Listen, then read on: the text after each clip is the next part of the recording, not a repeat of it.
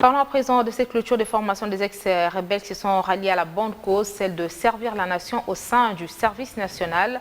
Ces derniers ont décidé de s'adonner désormais au travail de la récolte des maïs au centre pilote Mzé-Laurent Désiré Kabila de Kanyama-Kasese.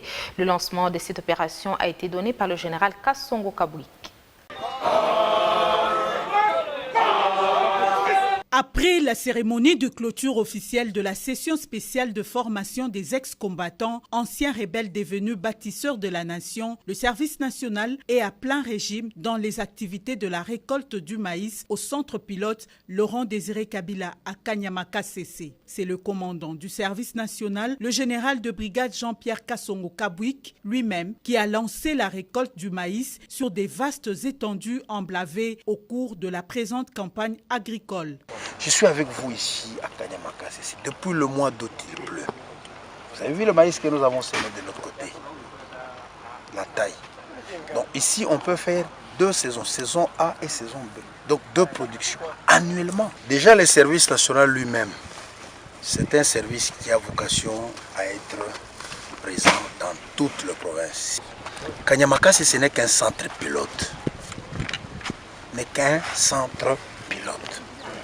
Mais le service national, comme je vous l'ai dit précédemment, lorsque les moyens vont venir, on va dupliquer l'expérience de Kanyama-Kasese dans toutes les autres provinces.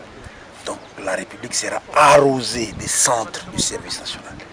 Et la production va inonder le pays. C'est depuis qu'il est à la tête du service national que le général Jean-Pierre Kassongo déplace son quartier général à Kasese pendant plusieurs mois afin de suivre personnellement les opérations culturelles sur terrain. La récolte de cette année connaît particulièrement une participation active des nouveaux bâtisseurs issus des groupes armés. Pendant leur formation au groupement de formation de Kayoyo, ils ont été initiés à la production agricole. C'est ainsi qu'ils ont participé à toutes les opérations culturelles: labour, semis, sarclage, épandage d'engrais, herbicidage. Lorsque le maïs a atteint la maturité, les ex-combattants en formation ont été associés aux agents du service national pour le gardiennage des champs. Les voilà aujourd'hui en train de récolter le maïs qu'ils ont sémé.